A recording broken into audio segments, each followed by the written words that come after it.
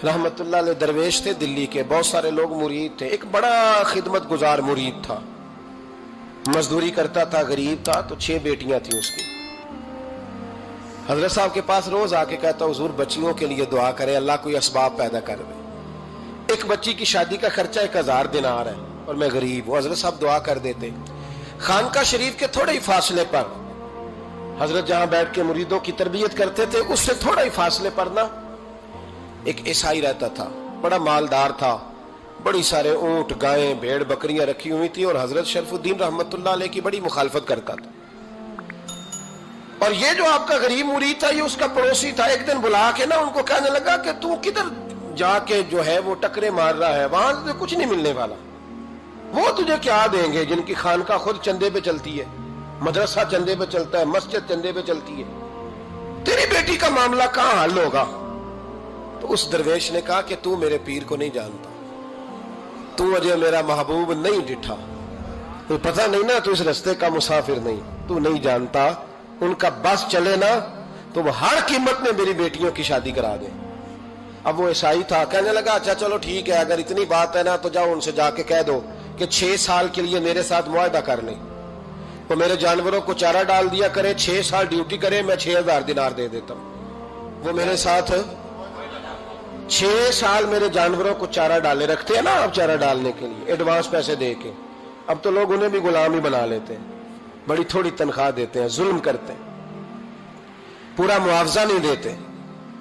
हजरत शेख शरफुद्दीन के बारे में वो कहने लगा, जब अपने पीर से जाके कह के मेरे जानवरों को 6 साल चारा डाले, मैं 6000 दे देता हूं, तू जो कहता है हर कीमत पे जाने को तैयार है। उसने जब ये बात की तो मुरीद ने नाराज हो गया, वो लड़ाई हो गई, गिरबान पकड़ लिया, झगड़ा हुआ, बात बड़ी दूर गई। इस तरह की बात करता मेरे हजरत के बारे में, तेरे जैसे कई मैं वहां काम पे रखा दूं। जब वो बड़ी बहस हुई, बात मोहल्ले में, इलाके में फैल गई, दुनिया ने सुन ली, तो शेख शरफुद्दीन तक भी पहुंच गई। इस तरह झगड़ा हुआ है। लोग सो गए इशा की नमाज के बाद। हजरत साहब ने ना सर पे कपड़ा लिया, उस ईसाई के दरवाजे पे दस्तक दी, वो बाहर आया, फरमाने लगे लोग तो सोच समझ के मुलाजम रखते हैं, तूने भी तो सोच ही लिया होगा, तभी तो मुझे ऑफर की है। तू अपनी ऑफर पे कायम है? वाकई मुझे रख लेगा और 6000 दिनार दे देगा? कहने लगा जा बाबा काम कर अपना। फरमाया नहीं, तूने इतने लोगों में बात की, इतनी बहस हुई, तो कायम है? कहने लगा मैं तो कायम हूं, पर आपने नहीं कायम रहना। फरमाया मैं सोच समझ के आया हूं। उसने कहा आप ड्यूटी करेंगे, भैंसों को चारा डालेंगे? फरमाया एक शर्त, बस जब अजान हो जाए ना तो मुझे रब की नमाज पढ़ने की इजाजत दे देना, बाकी सुबह शाम जो तू कहेगा। अगर उस गरीब की बेटियां ब्याही जाए तो मुझे और क्या चाहिए? उसकी 6 बेटियों का बोझ है उसके सर पे, तू मुझे रख ले। अल्लाह अकबर। वो कहने लगा चले पे मेरे साथ खते बंदगी कर ले। आजकल हम स्टाम करते हैं, उस जमाने में खते बंदगी होता था, गुलामी का खत, काजी शहर के पास, यानी उसका ख्याल था कि चलो स्टाम की बात करूंगा तो भाग जाएंगे। फरमाया चल मैं तैयार हूं। काजी तक गए, तय हो गया, 6000 दिनार दे दिए। हजरत ने मुरीद को बुलाया, फरमाया पुत्र ये ले जा, जा मेरी बेटियों को रवाना कर दे। कहने लगा हुजूर ये क्या कर रहे हो आप, कुछ सोचे? फरमाया यार जब तुझे बेटा बना लिया तो फिर मेरी पोतियां तो लगती हैं ना, मेरा हक तो बनता है ना, जा जाके ड्यूटी कर, उनको ब्याह दे। बात फैल गई। बादशाह भी अकीदतमंद था, वो 12000 दिनार लेके पहुंचा। क्या बताऊं इन रब के बंदों का दिल कैसा होता है, क्या दर्द होता है, क्या रंग। 12000 दिनार लेके बादशाह आया और आके हजरत को पेश किए, का हुजूर आप दें इस ईसाई को, डबल दें और जाए काम करें।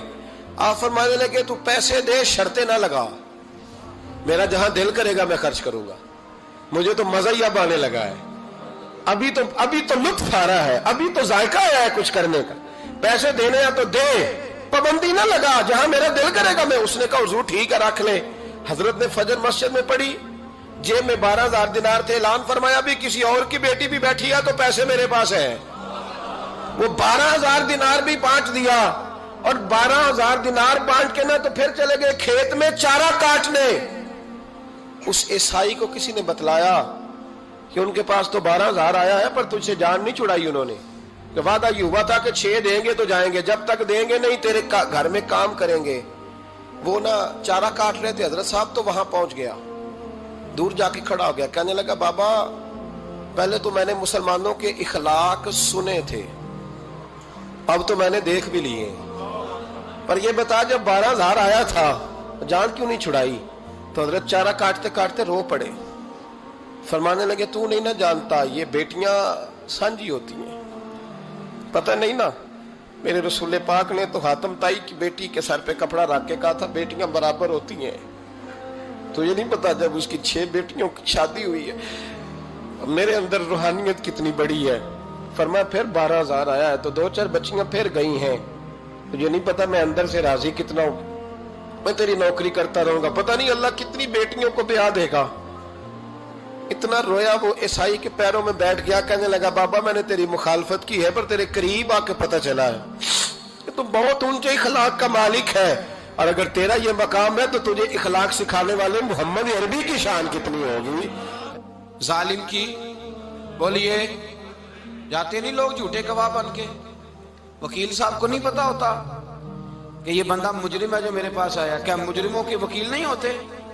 بولے تو اس کو پتہ نہیں ہوتا وکیل صاحب کو کہ یہ صاحب مجرم ہے، میرے پاس مقدمہ لے کے آئے، اور اگر بے ادبی نہ ہو جائے تو میرا خیال ہے قاضی عدالت کو بھی پتا ہوتا ہے کہ مجرم کون ہے اور مظلوم۔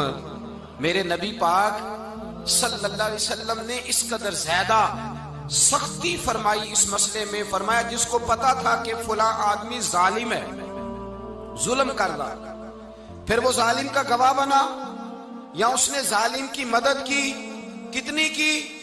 شارحین لکھتے ہیں چاہے اس نے ایک جملہ بول کے کی، چاہے ایک، سارے بولیے، چاہے ایک غریب کو اس نے ظلم کیا تو کہتے ہیں علاج یہ سی، چاہے ایک جملہ بول کے کی، شارحین اس حدیث کی شرح میں لکھتے ہیں ایک جملہ بول کے چاہے مدد کی، جس بندے نے کسی ظالم کی مدد کی کسی مقدمے میں یا کسی صورت میں اور اسے پتا تھا یہ ظالم ہے، میرے نبی پاک صلی اللہ تعالی علیہ وسلم فرماتے ہیں اگر اس نے مدد کی، ابھی ظالم کی بات نہیں ہو رہی، ظالم کے مددگار کی بات ہو رہی، اگر کسی نے ظالم کی مدد کی تو حضور فرماتے ہیں خدا بھی اس سے بری و ذمہ ہے، رسول بھی اس سے بری و ذمہ ہے۔ سنبھال کے رکھے اپنی نمازیں، قربانیاں، حج، زکوٰۃ سنبھال کے رکھے۔ اگر ظالموں کا مددگار ہے، الیکشن آ لینے دے، آپ کو نظر آ جائے گا کون کون ظالموں کا مددگار ہے، نظر آ جائے گا۔ اپنی جیب سے لوگ پیسے دے کے ظالموں کی مدد کریں گے، ان کے فلیکس چھپوائیں گے، بورڈ لگوائیں گے، جیبوں سے پیسے دے کے۔ ہم نے خود آگ لگائی ہے چمن میں اپنے، بے سبب گردشی ایام کو الزام نہ دو، ہم نے خود نور کا ظلمت سے کیا ہے سودا، کر کے توہین سحر شام کو الزام نہ دو۔ ظالموں کے مددگار میدان میں آ گئے، یہ چھوٹا لفظ نہیں، میرے حبیب پاک صلی اللہ علیہ وسلم نے فرمایا جو ظالم کا مددگار ہے سن لے جو سجن کے ساتھ کچہری جاتا ہے، وہ یاد رکھے جو دوست کا گواہ بنتا ہے، وہ یاد رکھے جو کہتا ہے میں مانگی گیا تھا، مجھے بلایا گیا تھا قبضہ چھڑانے کے لیے کسی غریب بیوہ کی جائیداد پہ، وہ سن لے تو مدد کر کے نہیں آیا، تو خدا کے ذمے سے نکل گیا ہے۔ رسول پاک نے فرمایا تیرا میرا تعلق ختم ہو گیا، تو ظالم کا مددگار ہو گیا، پھر تو کہتا میں بے چین ہوں، میں بے قرار ہوں، میں آزمائش کا شکار ہوں، پلٹ کے دیکھ تو صحیح تیرا گناہ کتنا بڑا ہے۔ میرے نبی پاک صلی اللہ علیہ وسلم کا ایک اور فرمان سن لیں، ابن ماجہ ابو داؤد میں موجود ہے، اس حدیث کو آپ نے یاد کر لینا ہے، کر لیں گے انشاءاللہ، سارے کہیے انشاءاللہ، کر لیں گے یاد۔ حضور صلی اللہ علیہ وسلم نے فرمایا اگر تو ظالم کی مدد کرے گا نا، یہ لفظ دل کی تختی پہ لکھ لینا، یہ مکافات عمل ہے، مکافات عمل دنیا، ادھر کرو گے تو ادھر بھرو گے۔ فرمایا اگر تو کسی ظالم کی مدد کرے گا، سن لے حضور کا فرمان ہے، اگر تو ابن ماجہ ابو داؤد سیاہ میں موجود ہے، فرمایا اگر تو کسی ظالم کی مدد کرے گا تو رب تعالیٰ مرنے سے پہلے تیرے اوپر بھی ظالم کو مسلط کر دے گا، تیرے اوپر بھی ایک دفعہ ظلم ضرور ہوگا اگر تو ظالم کی، وہ کسی صورت میں بھی ہو سکتا ہے، کسی صورت میں بھی تیرا بیٹا ہی اٹھ کے ظلم کر دے گا، تو الجھ جائے گا، کسی نہ کسی جگہ تیرے لیے تباہی کا سامان ہوگا، تیرے اوپر ظلم ہوگا، اس لیے کہ تو ظالموں کا مددگار ہے۔ چاہیے یہ تھا کہ تو مظلوم کی مدد کرتا، انسانی ایمانی یقین کا فریضہ سر انجام دیتا، تو ظالموں کا مددگار ہو گیا۔ ٹٹول کے دیکھ لیں، رزلٹ نکال کے دیکھ لیں، ہمارے زمانے میں ظالموں کے مددگار زیادہ ہیں، اتنی لمبی زبانیں نکال کے ظالموں کی مدد کرتے ہیں، بڑے بڑے کالم نویس اللہ نے انہیں قدرت دی لکھنے کی، تو اپنا قلم ظالموں کی مدد میں خرچ کرتے ہیں۔ وہ لوگ جن کو اللہ تبارک و تعالیٰ نے قدرت دی، ہمت دی، طاقت دی، کچھ لوگ ان کے حلقہ احباب میں، وہ اپنے لوگوں کو استعمال کر کے ظالموں کی مدد کرتے ہیں، ظالموں کی مدد کرتے ہیں۔ میرے نبی کریم سید عالم نور مجسم صلی اللہ علیہ وسلم نے فرمایا، اگر تو نے ظالم کی مدد کی تو جب تک تو توبہ نہیں کرے گا رب تجھ سے ناراض ہی رہے گا۔ اللہ تجھ سے، او بھائی جس سے رب بھی ناراض ہو گیا، نہ کھانا نہ پینا نہ سونا نہ جاگنا نہ نیند، پھر تیری ہر چیز تیرے لیے آزمائش ہو جائے گی، پھر تیرا سایہ بھی تیرے لیے خوف کا سامان بنے گا، پھر زندگی جیتی جاگتی لاش بن جائے گی، تو اپنے کندھوں پر اپنی میت اٹھائے پھرے گا جب تو ظالم کا مددگار ہوگا۔ اور نبی پاک صلی اللہ علیہ وسلم نے فرمایا ظالموں کا مددگار بھی ظالم ہوتا ہے، ظالموں کا مددگار بھی، سارے بولے ظالموں کا مددگار بھی نہیں، کو نہیں، آپ سارے نہیں بولے، ایک دفعہ بولے ظالموں کا مددگار بھی، پکی بات ہے، ظالموں کا مددگار بھی۔ اللہ اکبر، جس کا یارانہ ہو، جس کا دوستانہ ہو، جو کہے میں نے نا اس کو اوکھے ویلے کے لیے ظالم کو یاد رکھا ہوا ہے۔ کبھی مشکل میں رکھے نہیں ہوئے لوگوں نے ظالم دوست، کہتے میں نے رکھے ہوئے ہیں، بلکہ ہمارے دیہات میں تو کہتے ہیں میں نے بازو بنائے ہوئے ہیں۔ کس کو بازو بنا لیا؟ ظالم بھی کبھی بازو ہوتا ہے، جو ظلم کی تلوار لیے میدان میں کھڑا ہے۔ قارون، حامان، فرعون، نمرود کا حال نہیں لوگوں نے دیکھا؟ اپنے زمانے میں آپ نے کتنے لوگ نہیں دیکھے جن کے سائے سے، آواز سے لوگ کانپتے تھے؟ پھر پولیس کی گاڑیوں میں وہ اس طرح مردہ پڑے کہ دنیا نے تماشا دیکھا ان کا۔ یہ رنگ ہم نے دیکھے نہیں اپنے آنکھوں سے۔ فرمایا ظالم کا مددگار بھی، جو کار میں بٹھا کے لے کے گیا وہ بھی ظالم، جس نے چائے پلائی وہ بھی، جس شخص نے کھانا کھلایا وہ بھی، جو کچہری تک ساتھ گیا وہ بھی، جس نے فلیکس کے نیچے، بڑے شرابی کے نیچے چھوٹی اپنی فوٹو لگائی وہ بھی، جو ووٹ کی پرچی ڈالنے گیا وہ بھی۔ کہہ دینا باہر نکل کے کہ حضرت صاحب نے سیاسی تقریر کی ہے، کہہ دینا، پر بات تو سچی ہے نا۔ خوگرے حمد سے تھوڑا سا گلا بھی سن لے، خوگرے حمد سے تھوڑا سا بھی گلا۔ امام مالک کے پاس ایک بندہ آیا، اس نے کہا حضور میں درزی ہوں، ایک ظالم بادشاہ مجھ سے کپڑے سلواتا ہے، میں تو ظالموں کا مددگار نہیں نا۔ ایک ظالم بادشاہ مجھ سے، حضور میں تو مددگار نہیں نا ظالموں کا، جو فرمایا ظالموں کا مددگار بھی ظالم ہوتا ہے، تو کپڑے لے کے آتا ہے میں سی کے دے دیتا ہوں، ذمہ داری نہیں۔ یہ ایک آدمی دکاندار ہے، اس سے کوئی بندہ چیز خریدنے آئے گا تو تھوڑی کہے گا میں نے نہیں دینی، تو دے گا۔ کوئی بندہ اگر کسی شخص سے کوئی کام کہتا ہے جو اس کی فیلڈ ہے، اس کا شعبہ ہے، اس کا معاش کا وہ سلسلہ ہے، کہتے ہیں یا رسول اللہ صلی اللہ علیہ وسلم ظالموں کا مددگار بھی ظالم، حضور نے فرما دیا۔ تو امام مالک سے بندے نے مسئلہ پوچھا، دل کی تختی پہ لکھنے والی باتیں ہیں، کہا حضور میں درزی ہوں، ظالم کپڑے سلواتے ہیں، میں تو مددگار نہیں نا۔ امام صاحب کہنے لگے نہیں، مددگار تو وہ ہوگا جو تجھے سوئی دھاگا فراہم کرے گا، تو پورے کپڑے سی کے دیتا ہے، تو خود بہت بڑا ظالم ہے، تو پورے سوٹ سی کے دیتا ہے، تو بہت بڑا ظالم خود ہے۔ مددگار تو وہ ہوگا جو تجھے دھاگا دے گا، جو تجھے بٹن دے گا، جو تجھے نلکی دے گا، جو ظالم سے اتنی نفرت ظلم کر کے بندہ ہے۔ یہاں تو ہمارے زمانے میں ہیرو بن جاتے ہیں لوگ، ظالم ہیرو ہے، لوگ اس سے ڈرتے پھرتے ہیں، گھومتے پھرتے ہیں، اور بہت سارے کم مزاج لوگ اس کے پیچھے ہاتھ باندھ کے پھرتے ہیں۔ ظالموں کی مدد کرنا، ظالموں کے ساتھ رہنا، یہ ظلم ہے، ظلم، یہ زیادتی ہے۔